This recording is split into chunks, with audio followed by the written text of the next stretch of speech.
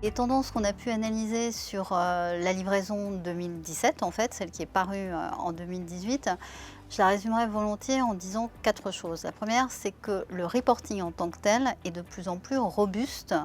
En témoigne le fait que les avis des CAC qui donnent soit des réserves, soit des observations sont de moins en moins nombreux, ce qui accrédite l'idée d'un reporting qui est de plus en plus rigoureux. Et ça, je trouve que c'est une très bonne nouvelle, parce que c'est tout de même à partir de cette méthode du reporting, hein, qui fait remonter toutes les informations au sein de l'entreprise, qu'on peut construire à la fois des indicateurs, mais aussi éventuellement des objectifs de pilotage importants pour la transformation de l'entreprise. Donc première chose, un reporting qui est de plus en plus robuste.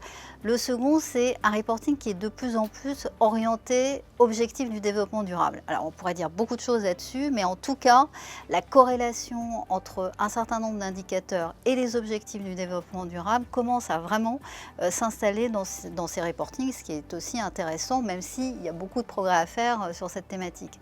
Troisième tendance, c'est un reporting qui se fonde de plus en plus sur une analyse de matérialité, c'est-à-dire que les entreprises se livrent à ce dialogue avec les parties prenantes, formalisé par une enquête qui va interroger les acteurs externes et internes de l'entreprise, et donc qui fait un lien entre ces points de vue de ces parties prenantes et les indicateurs les plus pertinents pour le reporting. Et ça aussi, je trouve que c'est assez intéressant. Et quatrième tendance, c'est un reporting qui commence sa mue vers l'intégration, c'est-à-dire le rapprochement des indicateurs RSE et des indicateurs extra-financiers. Ça se voit par l'apparition de KPIs qui tente de faire la synthèse entre dimensions financières et extra-financières. Ça se voit aussi par certains reportings qui illustrent le modèle d'affaires de l'entreprise et donc qui renseignent l'ensemble des étapes du modèle d'affaires par des indicateurs spécifiques.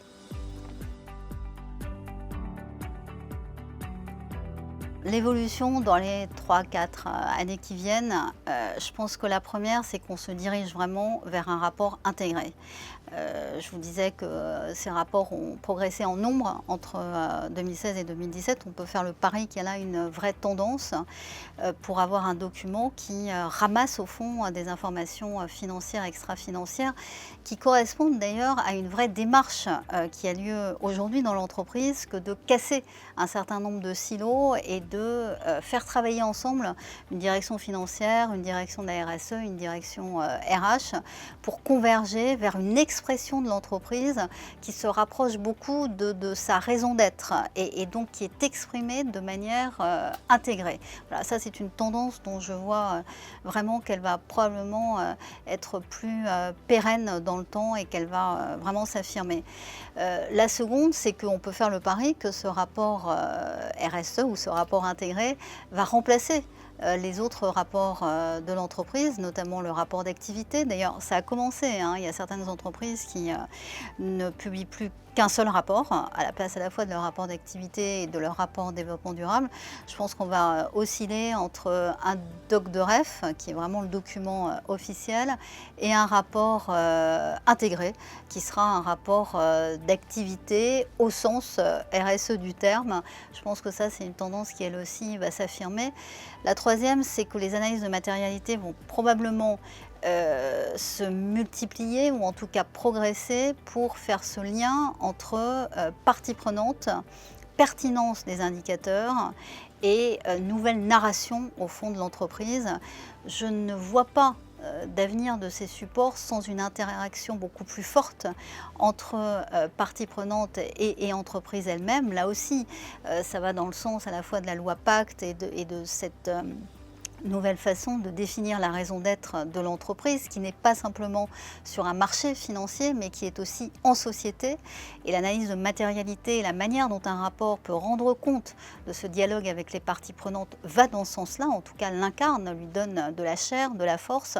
Et là, je pense que c'est une tendance de long terme. Et puis des évolutions qui concernent aussi la forme de ces rapports, avec une forme souvent plus simplifiée, plus illustrée, plus raccourcie aussi. Là aussi, ça va dans le sens de ce que souhaite l'esprit du rapport intégré, d'aller à l'essentiel et d'être extrêmement lisible dans les informations que l'on peut donner, avec une volonté parfois de mettre en scène cette idée d'intégration, c'est-à-dire d'aller vers à la fois des indicateurs intégrés, mais aussi des exemples de solutions d'entreprise dont on met en scène l'ensemble des impacts, pas simplement économiques et pas simplement le chiffre d'affaires que ça a rapporté, mais aussi l'impact sur l'environnement, le nombre d'emplois que ça a pu créer, etc., etc.